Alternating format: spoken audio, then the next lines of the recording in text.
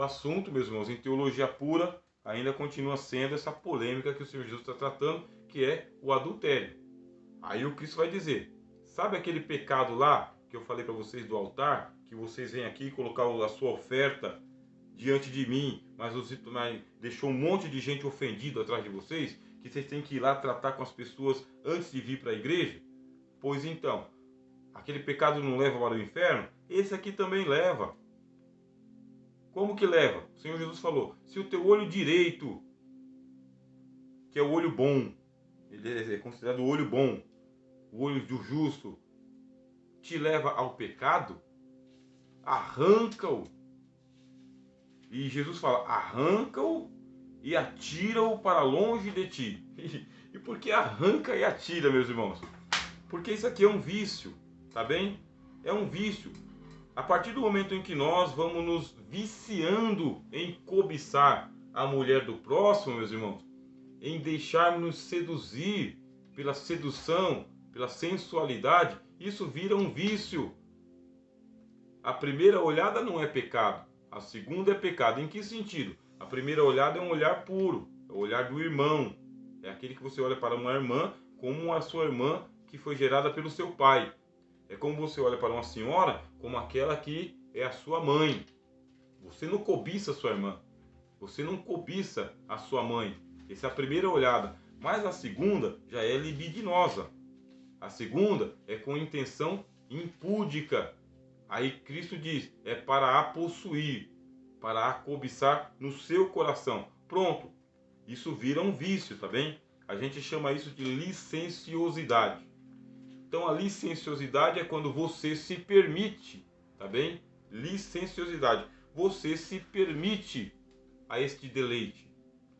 Ah, mas como que a gente vai fazer com tanta beleza espalhada à nossa volta? Com tanta gente bela se expondo o tempo todo, sorrindo o tempo todo e acenando o tempo todo. O que disse o Cristo para nós, meus irmãos? Arranca-o, mas não deixa perto de você. Você tem que arrancar e jogar longe de você. É tomar uma decisão, e essa decisão é a decisão que Jó tomou. Fiz concerto com os meus olhos. Como, pois, o colocarei sobre uma virgem? O vício, ele é a doença da alma. Se é doença, tem que ser tratado. E como que você trata? Trata com o evangelho, meus irmãos. Não tem outra fórmula. Você trata com o evangelho.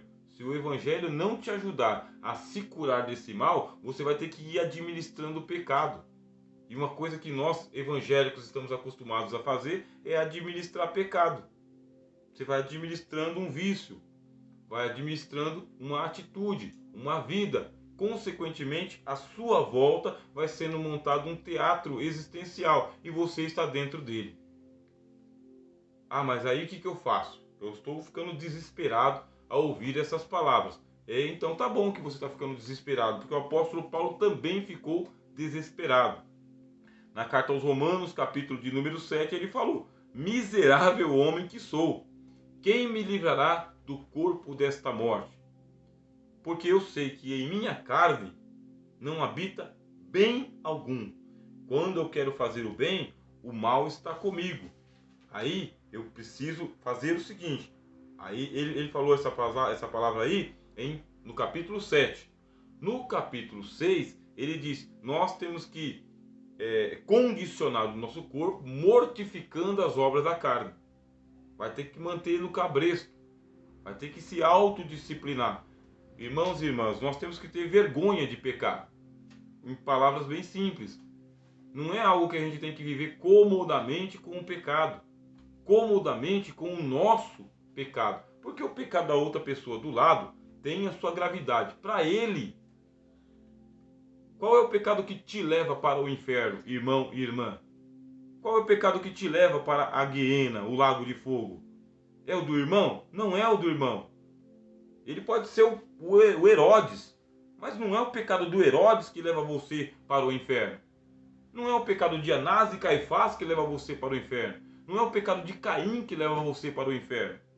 Do teu pai, da tua mãe, do teu esposo ou da tua esposa, do teu filho ou da tua filha. O único pecado que te leva para o inferno é o seu. Só o seu. Nem o de Adão te leva mais para o inferno. Por quê? Porque os pecados de Adão estão cancelados pela cruz do Senhor Jesus. E o apóstolo João fala, não somente o de Adão, o do mundo inteiro. Por isso que nós nos chegamos ao Senhor Jesus. O que o Cristo está colocando para nós aqui nesse texto, irmãos, é urgência. Trata com urgência aquilo que está te levando para o inferno. E o Cristo fala 11 vezes a palavra inferno nos evangelhos. Só ele e Tiago usam a palavra inferno. 11 vezes. Trevas exteriores, pranto e ranger de dentes. Ficarão de fora. Aí esse ficarão de fora coloca todo mundo em pavor. Como que se trata uma situação de vício como esta? Porque o adultério tem gravidade, meus irmãos. O adultério tem gravidade porque você não comete o adultério simplesmente sozinho. Já que você cometeu o adultério em seu coração, cobiçando a mulher do outro, você vai para a sedução. Você vai avançar os sinais. E lá está você trazendo alguém com você para uma vida de adultério. Pronto. E agora? Isso tem que ser tratado. Não pode ser ignorado. O Senhor Jesus quer que a geração de crentes saia do seu adultério. Começa como? Pelo olhar. Cristo vai tratar. Lança-o para longe de ti, pois te é melhor que se perca um dos teus membros. É muito melhor, meus irmãos, a gente começar a perder do que a ganhar. Sabe, o evangelho do ganha-ganha não é de Cristo, tá bom? O evangelho do ganha-ganha não é de Cristo. O evangelho de Cristo trata das perdas. Precisa perder. Aquele que por amor de mim e do evangelho perder a sua vida, acha-la-á. Mas aquele que procurar salvar a sua vida, perdê-la-á. O evangelho não é ganha-ganha. O evangelho é de perdas também. Agora, uma vez que perdeu, perdeu o quê? Perdi tudo. Aquele que tudo perde por amor de Cristo, esse acha a vida eterna, disse o Senhor Jesus. Mas a gente não quer perder, meus irmãos. Nós queremos nos manter no status quo, na posição. E, aliás, a gente vai ter que tratar desse assunto assim, de maneira contundente. Porque aí o Cristo vai dizer, e se tua mão direita te escandalizar, porque antes era o olho, agora já pegou pela mão, agora já está levando com você pela mão direita. Com o olho é só seu, mas com a mão direita você está conduzindo também. E nós não podemos ser causa de outras pessoas serem estimuladas ao mal. Se a tua mão direita te escandalizar, corta e arranca para longe de ti. Não deixa aquilo que te causa escândalo perto de você. Seja o caso de talvez mudar de emprego. Seja o caso, às vezes, de mudar de cidade. Seja o caso de mudar de igreja. Seja o caso de mudar a vida inteira, meus irmãos. Arranca-o para longe de ti. E isso tem que ser tratado e com urgência. Cristo coloca esse assunto em pauta. É urgente esse negócio. Por quê? Porque te é melhor que um dos teus membros se perca, tem que perder. Cristo diz, isso tem que ser causa de amputação. Porque se não amputar, se não cortar, se não tratar com radicalidade, um dia os olhos se fecham. E quando se fecharem, ao invés de ver o Senhor da glória, vai ver o lago de fogo. Não, mas isso aí é uma teologia muito radical, não cabe para nós. Seria bom se o Senhor Jesus não tivesse tratado tão diretamente e tão cruamente esse assunto. Tratou e colocou no Evangelho. E os evangelistas, ao invés de esquecerem o assunto, trouxeram à baila, trouxeram de volta. Cristo nos diz, melhor é que um dos teus membros se perca do que todo o teu corpo seja lançado no inferno. O apóstolo Paulo, escrevendo aos Coríntios, ele diz, todo pecado acontece fora do corpo. Todos os pecados acontecem fora do corpo, mas a prostituição acontece no corpo. Qual é o comprometimento? O comprometimento é que o corpo foi dado por Deus para ser morada do Espírito de Deus. Morada do Espírito Santo. Vai haver o incômodo do Espírito Santo para pessoas que vivem em relação de prostituição. Aí já amplia a situação, já amplia. Começa com as intenções do coração e todo o corpo vai sendo envolvido por um inferno. O apóstolo Paulo fala, o corpo é para o Senhor e o Senhor é para o corpo. Como que nós vamos tratar esse negócio? Coloca imediatamente diante de Deus. Tem que se livrar da situação. Tem que se livrar. A gente tem aí o assunto sendo maltratado ou ignorado. E a gente sabe que está sendo maltratado e ignorado por quê? Porque casos estão se multiplicando no mundo inteiro e entre nós. E na hora de tratar o assunto, a pessoa que está nessa relação ilícita, ela é condenada. É para se condenar o adúltero? É para se condenar a pessoa que está em adultério? Qual que é o tratamento que o Senhor Jesus deu? João capítulo 8. Esse é o tratamento que o Senhor Jesus deu. Bateu com o evangelho na letra de Moisés. Cristo disse, mulher, onde estão os teus acusadores? A turma que pegou você no flagrante. Ninguém te condenou? Nem eu tampouco te condeno. Vai, e não peques mais. Esta é a palavra do Senhor Jesus para tratar desse assunto aqui com excelência. E por que tratar o assunto com excelência, meus irmãos? Porque não adianta punir. Agora vamos lá. Eu vou terminar essa palestra dentro de alguns minutos. Nós já estamos aqui faltando 5 minutos. E eu tenho que terminar dizendo o seguinte. Quando acontecer o caso de adultério, porque esse vai ser o tema da próxima palestra de teologia pura, que é a questão do divórcio. Tudo bem, então vamos lá. Aconteceu o adultério. Alguém foi traído. O homem foi traído pela esposa ou a esposa foi traída pelo esposo. E agora, como que isso deve ser tratado de acordo com as escrituras? Nós temos que ler o evangelho e ler ele todo. A gente não pode escolher uma parte ler e a outra parte não ler. Tá bom, irmãos? Então, como que vai ser tratado?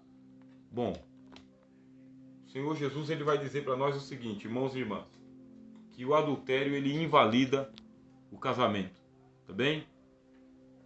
Essa é a palavra do Senhor Jesus. O adultério ele invalida o contrato de casamento. Casamento deve ser mantido com fidelidade de ambas as partes. Quando uma das partes é infiel, ele invalidou o casamento dele. Quando ele invalida o casamento dele, ele dá o direito para que a outra pessoa decida a sua vida. A gente vai tratar dessa aula aqui na semana que vem, com a graça de Deus, que é a questão do divórcio. Não vou aprofundar muito, mas já antecipei para os irmãos aqui o que está nos versículos seguintes. O Senhor Jesus tratando da vida íntima das pessoas. Uma coisa que a gente tem que tomar cuidado é isso, é ficar aplicando a ortodoxia fria em cima das pessoas. É muito fácil resolver o problema dos outros excluindo, excomungando, tirando da comunhão, expondo ao vitupério. É muito fácil resolver o problema da vida dos outros assim, aplicando a letra fria. Agora, quando a gente vê que a própria pessoa tem que passar pelo caminho estreito em que ela fez os outros passarem, aí a situação muda totalmente. Então, vale aquilo que nós já aprendemos aqui nas aulas passadas com o Senhor Jesus. Bem-aventurados misericordiosos, porque eles terão misericórdia. Se alguém aqui neste grupo que está nos assistindo, ou aqui pela internet, alguém está nos assistindo, e você é líder de uma comunidade cristã, e você vai se tratar com esse problema. Vai vir parar na sua mesa, vai vir parar nas suas mãos. E você vai lidar com vidas. Vidas humanas, uma mulher, um homem, filhos, filhas, gente que está envolvida nesse assunto todo. Não adianta aplicar a letra fria. Precisa tratar o assunto com cuidado. Cuidado evangélico, tá, meus irmãos? Cuidado cristão.